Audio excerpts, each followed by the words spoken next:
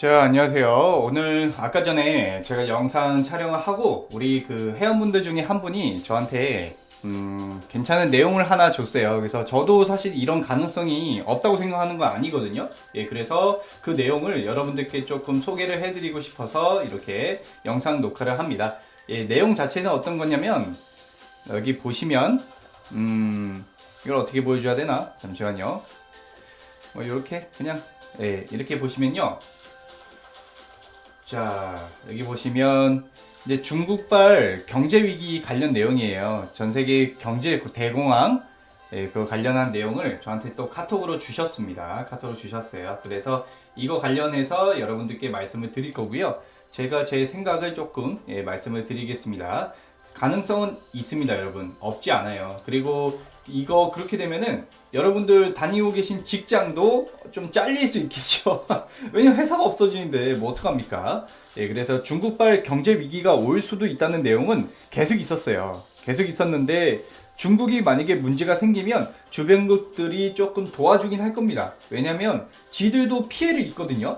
예, 그래서 근데 무엇보다는 내수 시장이 조금 탄탄해야 되는데 내수는 사실 인구가 중요합니다. 인구가 1억 이상 돼야지 내수 경제가 조금 계속 돌고 돌고 돌 수 있거든요. 거기다가 경제 인구도 많아야 되고요. 근데 대한민국은 인구 수가 4천만 밖에 안 되잖아. 4,500만 이제 거의 5천만 되겠죠.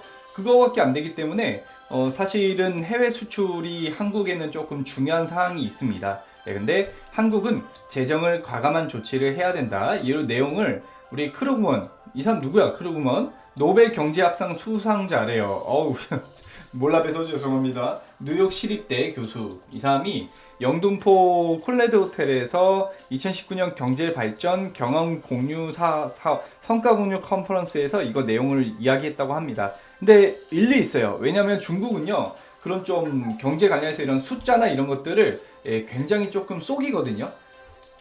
제가 그래서 한국에 상장돼 있는 중국 주식을 굉장히 싫어합니다.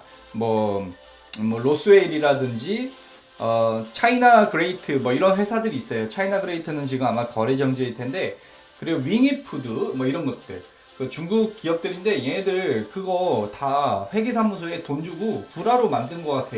영업이익이나 매출액 이런 것들을. 그래서 조금 제가 안 좋아하는 편이고, 현재 상황이 나쁘다. 앞으로의 경기를 위해서라도 한국은 장기적 전망으로 조치를 취하는 것보다 단기적 대응을 펼쳐야 한다. 아니 단기적으로 어떻게 해야 되는지 알려줘. 아니 그거 누가 말 못해. 저도 말해요 그런 건. 자, 확장적 재정 기조를 펼칠 수 있는 충분한 여력이 있다 이렇게 돼 있죠. 이게 뭔 말이냐면요. 일단 금리 인하하고요. 그리고 돈을 조금 더 돌 수 있게끔 하라는 얘기입니다. 그 양적 완화가 우리나라는 그 사실 그렇게 큰 영향을 못 끼칠 수 있어요. 왜냐면 인구가 적잖아. 예, 그렇습니다. 자, 그래서 이거 보시면 부채가 많이 증가했다. 중국이 부채가 많이 증가한 건 뭐 맞죠. 근데 여러분들 이거 아셔야 되는데 중국이 세계 지금 경제 대국입니다. 2위예요, 2위. 1위는 뭐 아시겠지만 미국이고요. 그러면 미국이요, 어느 정도 되면 이제 한번 밟아줘야겠다 이럴 시기가 옵니다. 얘네가 자꾸 기어오르니까 밟는 거야. 일본 그래서 한번 밟혔고요. 그게 엔화를 아베노믹스가 할 때 그때 밟은 게 미국이거든요. 똑같아요. 중국도 지금 미국이 좀 밟고 있는 상황이라고 보시면 됩니다. 트럼프가 중국을 밟기 위해서 맨 먼저 했던 게 무역을 이렇게 조금 장악하는 거였죠. 그래서 대내외 악재가 많기 때문에 우리 그 당국이 초긴장 상태에 있다고 합니다. 무역 분쟁, 내수 침체, 부채 증가, 경제 성장률이 최저 수준. 근데 중국이 많이 올라왔잖아. 여러분들 그거 아셔야 됩니다. 그 100만 원에서 10% 상승하는 거하고 1억에서 10% 상승하는 거하고 차원이 달라요. 그래서 그 뭐 총생산 자체가 늘어나면요, 1% 2% 밖에 상승률이 낮아지는 건 당연한 거예요. 그래서 미국이 경제 성장 2% 하는 거 하고요, 중국이 10% 하는 거 하고요, 아마 그래도 미국이 더 많이 상승할 겁니다. 최대 그 가장 큰 그 수치를 따지면요. 아시겠죠? 예, 그래서 꼭 몇 퍼센트가 중요한 게 아니라 절대적인 금액을 따져볼 필요가 있습니다. 대량 해고, 폭동 등이 이루어질까 당국은 촉각을 두고 있다 이렇게 또 나와 있습니다. 실업 문제와 대량 해고 사태를 막기 위해 회사가 망하면 어쩔 수 없이 이 사람들 갈 데가 없잖아. 자 이거 하나 볼게요. 삼성전자가 중국에서 철수했거든요. 중국 철수. 예, 이게 철수했을 때 여기가 보면 탈중국 가속화 이래가지고 휴대폰 생산 라인을 중국에서 아예 철수를 했습니다. 예, 한중 수교 첫해 새우 공장인데 27년만 2달 말에 폐쇄했다. 이게 2019년 9월이에요. 얼마 안 됐거든요. 여기가 후이저우입니다. 여기는 경제가 다 죽어버렸어. 삼성전자 빠져가지고. 예, 아시겠죠? 그래서 스마트폰 시장 점유율은 1%대로 더 이상 상승 곡선을 그리기 어렵다는 분석이어서 중국에서 자체 생산 안 하겠다 해서 여기서 뺐거든요. 그래서 여기서도 이 도시 자체가 완전 침체기가 왔었어요. 이것처럼 지금 중국에 들어가 있는 미국, 한국, 뭐 다양한 세계의 그런 공장들이 빠지기 시작하면서 중국이 상당히 힘들어질 수 있다는 내용입니다. 미국이 제일 먼저 빠지고 있어요. 트럼프가 많이 부추기죠. 예, 그래서 보면 얘네가 지금 허리띠를 졸라매고 힘든 1년을 준비해야 한다. 경기 부양 자금을 조금이나마 더 확보하기 위해 올해 정부의 행정 경비를 5% 이상 줄이겠다. 이렇게 이야기 나오고 있습니다. 부패나 하지 마라. 에이, 얘네 부패가 많아요. 에이, 아직까지 많습니다. 중국은. 그런 부분들을 좀 없애야 돼.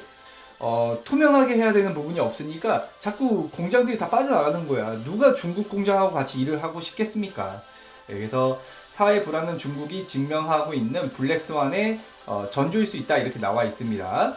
지방 부채나 이런 것도 굉장히 좀 증가를 하고 있는 상황이고, 그래도 알리바바 있죠. 알리바바 2019년은 특히 중국 기업인들에게 힘든 한 해였다. 2020년 더 힘들지. 국내 총생산 성장률 6%, 1992년 이후 가장 저조한 수치다. 예, 6%도 사실 엄청 큰 건데 우리나라 2%대인 거 아시죠 여러분? 2% 밑으로 내려갈 겁니다. 1.7%, 1.5%까지 좀 빠질 거라고 생각하고 있어요. 예, 근데 그만큼 어느 정도 상승을 많이 하면 그때부터는 조금 더뎌지는 게 맞기는 합니다. 예. 민간 분야도 흔들리기 시작했다. 불법 대출에 대한 대대적 단속을 벌였다. 예, 그러니까 얘네가 지금 이제 선진국을 따라가다 보니까 얘네가 지금 경제 대호황기를 얘네도 넘어가는 시기인 거예요. 이제 남아있는 건 인도, 베트남밖에 없어. 인도네시아하고. 위기에 숨어있는 기회, 현명한 극복급 모세 딱 나와있죠. 예, 지금 뭐 이런 식으로 리먼 브라더스 사태 때보다 더 큰 충격을 가져올 중국발 위기의 원인. 삼성이 되게 잘하는 겁니다, 여러분. 예, 전 삼성이 중국에서 공장 철수하고 이런 것들 정말 잘한다고 생각을 하고 있거든요. 중국에 대체제가 많아요. 자, 여러분도 알아두세요. 한국과 중국의 가장 큰 차이는 한국은 기술력이라는 겁니다. 예, 사람들이 자기들이 중심이 돼서 센터가 돼서 움직이고 있는 거죠. 아, 이런 책은 나도 쓰겠다. 자, 죄송합니다. 너무 제가 제 자신에 대해서 자신감을 내비쳤는데 사실 그 경제 전문가보다는 제가 모르죠. 예, 당연한 거예요. 자, 근데 삼성전자 같은 경우는 대체제가 없어요. 누가 삼성전자를 대신합니까? 예, 근데 중국은 대체할 수 있는 국가가 있어요. 뭐 인도도 있고요. 뭐 인도네시아, 필리핀 뭐 많이 있어요. 근데 물론 중국이 지리적 이점이나 땅덩어리가 넓기 때문에, 그리고 자연재해도 적죠. 필리핀이나 이런 동남아 국가는 태풍 계속 오고 그러잖아요. 매해마다. 근데 중국은 그렇지 않으니까 중국이 그런 것들이 있는데, 제가 생각하기에 가장 알맞은 대체제는 인도 정도 되지 않을까 싶습니다. 인도. 근데 대체제가 있기 때문에 중국이 기술이 막 엄청 뛰어난 회사, 그 기업들이 몰려 있는 곳은 아니기 때문에 거기에 이제 우리나라와 중국과의 차이점이라고 저는 생각을 합니다. 그래서 중국발 위기가 와도 한국은 흔들리기는 흔들리겠죠. 근데 극복은 어느 정도는, 이게 막 옛날 IMF 때처럼 완전 다 망하지는 않을 거라고 저는 판단을 합니다. 이것도 가설이에요. 그러니까 세계 경제 위기가 시작됐고 뭐 그게 발생할 확률이 높아졌는데, 아마 무너져도 그 버틸 수 있는 그런 것들을, 그러니까 아무런 대응 없이 속수무책으로 무너지지는 않을 거라고 판단을 합니다. 세계 G2 국가로 우뚝 섰다 이렇게 돼 있죠. 예, 그렇다 보니까 미국이 한번 짓밟는 그런 과정을 겪고 있다고 저는 보고 있습니다. 약간 친미가 맞죠. 지금 상황에선 미국이 너무나 강대국이다 보니까 지금 친미가 맞습니다. 예, 그래서 이거 걱정하신 분들이 몇 분 계신 것 같아요. 예, 근데 제가 보기에는 어쨌든 중국은 어쩔 수 없다. 중국은 어쩔 수 없고 우리나라랑은 조금 다른 부분이 있다. 우리나라는 가지고 있는 그런 기술력이나 사람 중심의 사업을 하고 있기 때문에, 예를 들면 중국에서 할 수 있는 것들이 이런 거예요. 악독한 그런 좀 독성 물질이 나오는 것을 우리나라에서는 사업 허가가 안 나거든요. 그래서 그거는 중국에서 일단 그 조금 이렇게 하고 그 다음에 한국으로 들여오는 게 있는데 전 세계에서 중국만 해요. 그런 일들을.